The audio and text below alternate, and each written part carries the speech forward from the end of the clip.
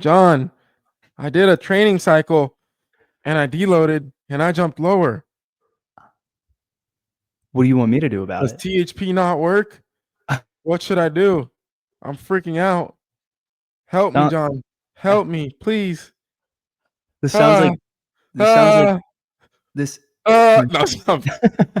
This sounds like a small cohort of individuals that we work with that don't understand the performance, like fitness fatigue curve, which is normal. I will say that is part of the learning process when it comes to being an athlete. So don't fret, brother. You don't train more and get worse generally. Okay. Very normal occurrence. So you gotta look at the data of you as an athlete, and you have to start taking that information in, not viewing it as good or bad, but just data. And that data, and I had to explain this to Donovan because Donovan is the type of person, he always likes to jump high. And I told him, don't look at your sessions as good or bad. Just view it as data that you can act on in the future. And that will guide your practices so that it doesn't happen again. And I told my brother the same exact thing. My brother always used to be scared to compete because he was scared that he wasn't going to like his results. And I'm like, don't view it as like good or bad. Just view it as next time you won't make the same mistakes and you've learned from your experiences.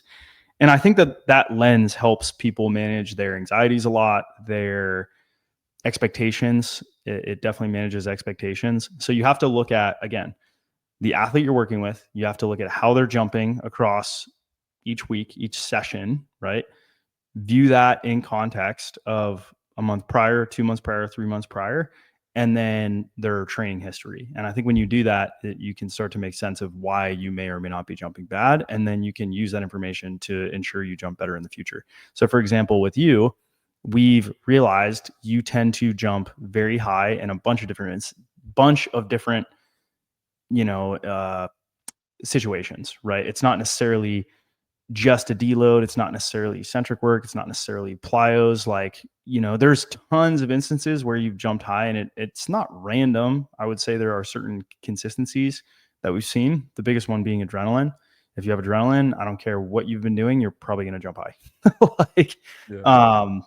Pretty much. And the other one is, are you healthy? I think that's the second consistency we see with you. And then the third is, are you thrashed from training, regardless of what it is? And have you been training consistently? That's another big one. And then the last one is, are you strong? And I think if those boxes are checked for you, it's like 2 weeks. You know what's funny about you saying that? As you were saying that, I did a mental exercise and I was like, let's assume none of those things are happening. So let's assume I'm in a no adrenaline environment. If I have some kind of nagging injury, if I haven't been training consistently and I'm weak, you're not jumping high. I'm thinking I'm not even going to windmill. Yeah. Now, if I do the opposite, now let's run the exercise. High adrenaline environment. I've been training consistently. I feel healthy and I'm strong. I'm flying. I'm literally having an all-time You're breaking best. records. You're breaking records. And then something you said that was kind of funny. So I actually haven't talked about this at all. So I've been benching. Like I have this goal. The goal is completely unrelated to jumping, and it probably doesn't help my jumping whatsoever. It might even hurt it. But I have a goal that I want to bench 315 without gaining any weight, which is so dumb. It's pretty unrealistic. It's very. It's like you're assuming you're neurologically a one of one, which you are in some ways, but this is like a little diluted. You're trying to hit 315 while still weighing 178 to 185. Like, something's got to give. Yeah. So, but I've been having fun and it's been improving. And to be fair, a lot of the gains I've made I've always optimized technique with everything I do, and I keep getting stronger because I make technique changes. I'm treating it like a power lifter. But as I've been doing this workout that Ben Moxness, who is a physical therapist who can also coach you if you sign up for thbstrength.com. Speaking of thbstrength.com, that's where you can go to sign up. $127 for $127 a month. You too can achieve your athletic dreams and goals with yours truly helping you get there. Go to thbstrength.com and sign up. So Ben, he sent us this workout. He's like, oh, this looks pretty interesting. So I've been doing this like bench workout. And I've been putting it into Chat GPT because Chat GPT helps you like keep track, like your trends and stuff like that.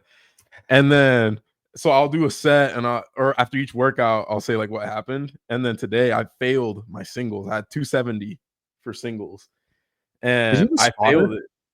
No, I use the pins. If I fail, I just put it down on the pins. Perfect. Yeah, just Yeah. some death reps. Yeah. Anyways, So I failed 270 and I put it into Chat GPT and I actually have it in here what it said. It said failing 270 isn't a setback. It's just feedback. You're still trending upwards overall. Here's what to do. And then later on, it mentioned that this is just, like it's what you said. It's just data, and to separate yourself emotionally from the result and just treat it as data. And I just thought it was funny that you were saying that because I was like, oh, like a lot of this stuff, honestly, is remove the human bias and human emotion as much as possible. You have to be as much of a robot as you can. that's one of Mike Young's greatest strengths. We call him the Iceman because Yeah. he's a fucking robot. He's literally just a robot, dude. Yeah. You give him inputs and he gives you outputs. Yep. Like, he's Yeah. so unbiased. Sometimes he like gets a little emotionally biased, but it's very, very rare. I try Yeah. to limit that as much as possible. Imperfectly, obviously. I think all of us are. Otherwise, we're just integrated into the greater good, the AI. Yeah. And how are we any different than the robots? But so what separates us from machines? I do Uh think there's a time and place for emotion. I learned yeah, you know where I learned that in a is relationship. being married and being in a relationship. Yeah. Like, I realized that even though something might seem rational in your head and logical, and we even saw this when me and Austin argued the other day in our drunken stupor. Oh, this A was lot of awesome. times you have to accept that the emotional aspect wins and Mhm. let someone be wrong for the sake of relationships. Yes, and I said this yesterday on the podcast. I was like, sometimes you pick being right over the relationship. Like Yeah. you're like, it's Yeah. hard for me to not, but it is important to be able to do that. And Yeah.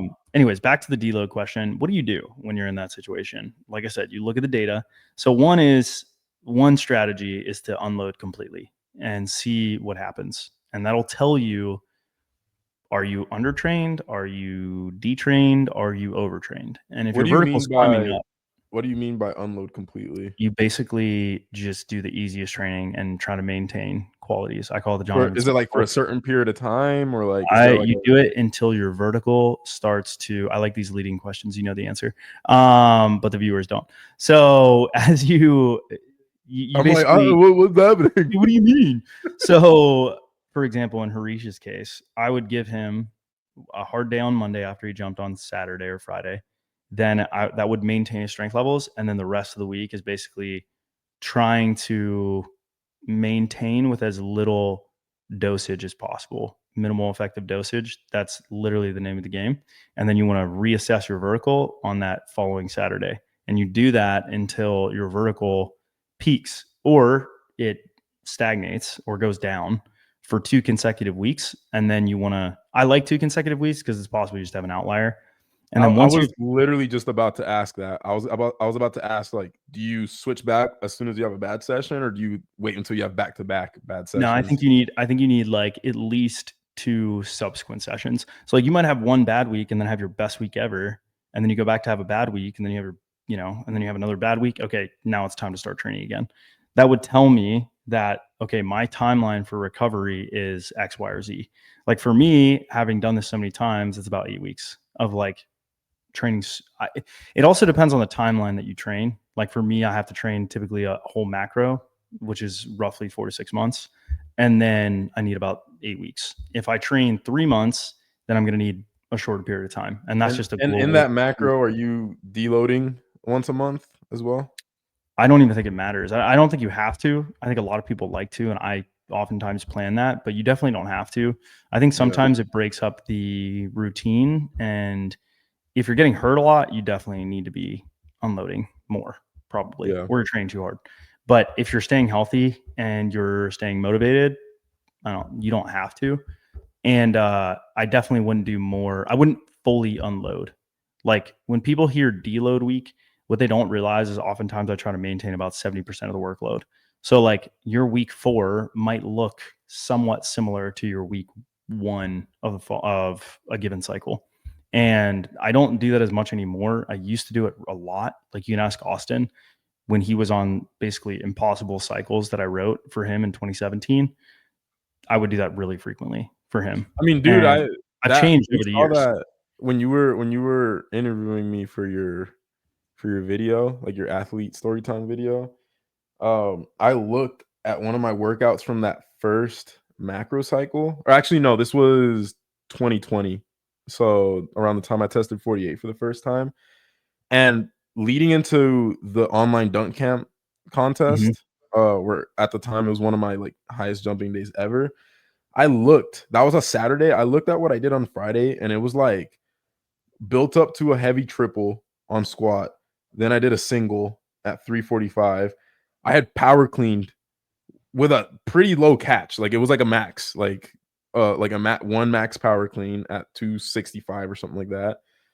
Um and then low volume on accessory work the day before jumping. And we used to do that all the time. Yeah. Versus It's just like the data indicated over time as you got stronger and a better athlete that you jump low after doing that. Like the great equalizer is adrenaline. So you can get away with doing it if you have a lot of adrenaline, but generally it's you're better off not doing that. And I think yeah, when you first tested 48, that was not the case, right? Was that you're saying when you tested 46 the first time or 48? That was the case. 48. Oh, 48. 48. Oh, okay. Wow. That's kind We of started moving away from that during when I was around crazy. the 50 range. Like when I started like Yeah. jumping at Well, I those think what levels. happened is the numbers were just too heavy. Like the absolute loads were Yeah, just too high. Like yeah. And I could jump today and I think I would feel okay, actually. But the absolute me too. loads of that session yesterday are way lower than what we would be doing on a max out. Like you would have Yeah, had to move, and we moved heavy weights yesterday, but we didn't max our power clean. We didn't max our back yeah. squat, right? So And you saying adrenaline too, I think that is the reason right there. Like, I think what we saw as I got better, I actually started competing less. So I would have deload sessions not in a non-competitive environment mhm. where if I max out the day before, I'm gonna see the effects. Versus even now, if I'm in a high adrenaline environment, I could probably train the day before. This last day when your friend Lorenz when he Lorenz, was yeah. here, Laurent. Laurent, uh, no, when he was here, bro, we were predicting a horrible jumping day Yeah, because I had it been was training so hard, but then yeah, it was popped such off. a good environment, a good dunking environment that it didn't matter. He was shocked watching that. Yeah. Shocked. He'd never I seen anything mean, like it. shit, I was shocked. Yeah, it was pretty wild. Which session was that? Was that the 360 behind the back between the legs day Yeah. on Yeah. 9, 10 and a half? I can't believe Yeah. you did. I totally forgot about that. That was gross. Mhm. Was that I the and then second I did time like a you've height done that? check.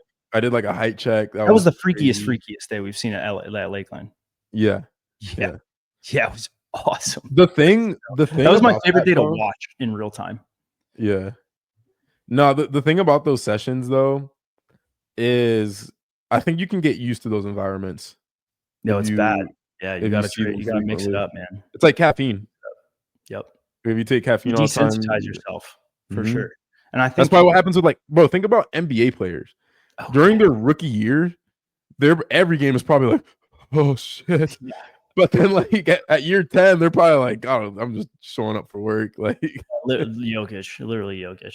I yeah. think that I mean, that's a big reason why I want to try to get you to be in new environments and different environments, and I wanna try to get you exposed to different areas where people maybe don't know who you are, because you can get that crowd pleaser effect where you're this silent killer, like you go out there and you destroy dunks and no one's expecting it, and that's the best reactions. People are like, what the hell? Like when you get those reactions, that's when I always get the Yeah. most adrenaline, and I think you do as well, when people go crazy when they're just like not really expecting it.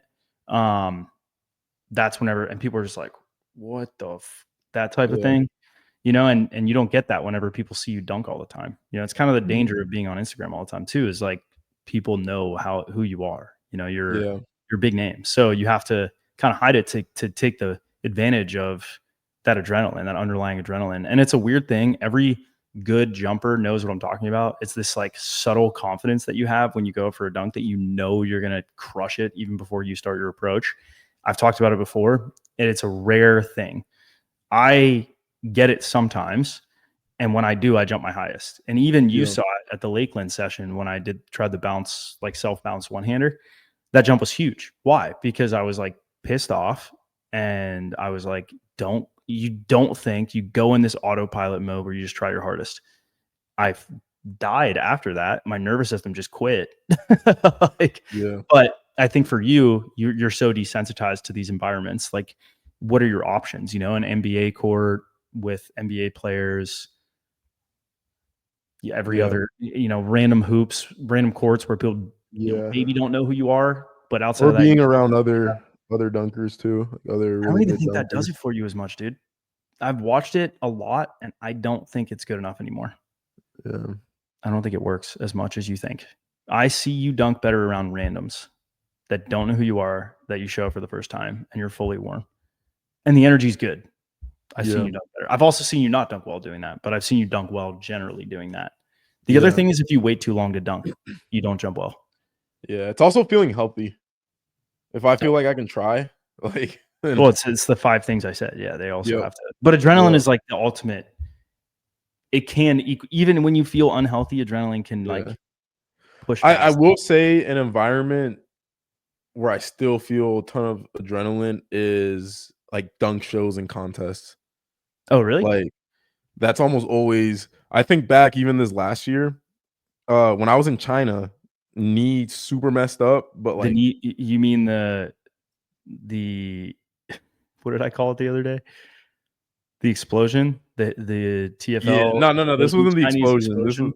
This was technically the second Chinese explosion, but my knee didn't explode during Dunk that. mania in China. But like going in, I think I did a height check that was like 965 or something like that, which I hadn't touched in months, and all I was doing was load management. And that was just like pure adrenaline. A lot of the dunk camp shows, that's always like some of my highest jumping ever. And like, What happened in Utah after? Oh, I remember you cooked your knee trying to test 50.5 last year. I was like, what happened? And then I remembered you lost months and months and months because you decided that you couldn't. I vividly remember looking at Mason Baker and saying, or someone was standing next to me, and I told them, and it's on film because I'm mic'd up, and I said, he won't stop until he gets hurt or he gets it. And he's probably not going to get it. It might have been TT that you told that too. Yeah, but someone was standing next to me, and I told him, I was like, he's going to get hurt. He's going to hurt himself. He won't stop until he hurts himself, and he's forced to stop because that's just how he is.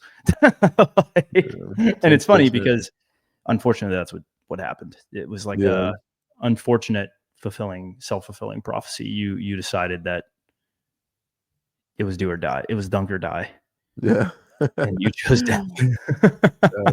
So learning so as far as the deload, so we have, if your deload doesn't work, basically try again. And if it's a bad day back to back, that gives you data on what to do. Look at your environment. It might have just been environment and adrenaline and all that stuff. And I would probably compare it to what you've been dunking at too. Like, if you've been dunking in a high adrenaline environment and then your deload week session is at 7 a.m. at a dead court, then it's probably not the training that didn't do it. Are you healthy? And I think those are it, right? Yeah, right. I thought that's a good list. So if it happens, you can always reach out to us, but look at it as data and try some different things. Try unloading. And I'll also leave them with what I told Harish as well. Actually, this wasn't Harish. This was another person in the group call, which, by the way, if you sign up for THP, you get to be on a group call with me and John once a week. We're past that. Talk to us. Just how we're talking right now to each other. You can talk to us. Yes. Week. Every Tuesday at 11 o'clock. But what I told that athlete is you don't want to zoom in too much at your training. You want to zoom out. And what I mean by that is don't make big decisions about your training based off of 1 week or even 1 month of training. Anytime there's a bad week, like a bad deload week, just like look at it as data and then just do the next cycle. And I would say it's more look at a macro cycle, right? after 3 to 6 months of training, then analyze what happened, right? Which weeks did you jump your best? How did you jump at the end of the macro cycle? What happened? What lifts went up? What went down? What injuries happened? Then use that data to make some changes, but try to stick to the plan. Yeah. I always say this. I think our training is better than anyone's because we constantly assess if something worked or didn't and try to make it better. It's like business. Yeah. And I think that's led to great training. We had a great starting point with all the information and knowledge I had, and it's just polished and been refined Yeah. through And if testing. you think It's about it, literally battle test training. THP is literally test, reiterate, test, reiterate, test, reiterate, test, reiterate. Do better, And it's not do going to stop better. reiterating. Yeah, it's never going to stop. It's Especially always as we get old too. yeah, it's going to have to, dude, because like, we're not a stagnant biological system. We're yeah. fluid. We're Like I was biologically looking at fluid. the old podcast and I Yeah. was just like, bro, think about when we started this podcast, you were younger than me right now. What? I was what, 24? That was 2020, so 5 years ago. I was We're 20. the same age, I think, right? No. You were younger. You were 26, 25 or 26. Yeah. I was such a nerd. Like, yeah, like think about that. So we had information then, and specifically the anecdotal information. And mind you, we trained older athletes, but there's something different about when you personally experience something. You get old. Yeah, you get to learn a lot more. So Yeah. So, it's like you can't learn anything past 18. Like no one can teach you anything about life past 18 than experiences teach you or something like that. There's like an adage like that. And it is true somewhat. There is a lot to be gained from experiences. And I think that's the beauty of coaching is you definitely get better over time. So as you experience more, if you're willing to pay attention a little bit, you really can gain a lot. And I constantly pride myself on learning through experiences now because I don't care what the research says. I care about what the results say, right? yeah, Your data could say, research could say this and this and this, and you test it and test it and test it. And that's a scientific method. You test and retest. And if you're not getting the same data, okay, well, either you're doing something wrong or the data from the research study was wrong in this specific demographic. So I think that's the beauty of the training is we're always using the scientific method to refine what we're doing. But this is a good place to close out. Go to teachmestrength.com and we'll see you guys tomorrow. Bye.